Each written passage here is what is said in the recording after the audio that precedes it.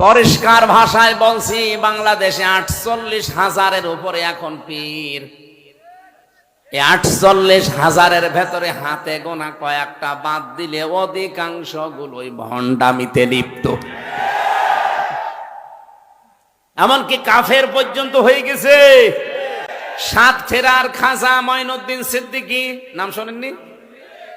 মাওলানা খাজা মঈনুদ্দিন সিদ্দিকী সাতক্ষীরা, শ্রদ্ধাভাজন বড় ভাই, উনিও এক পীরের সন্তান।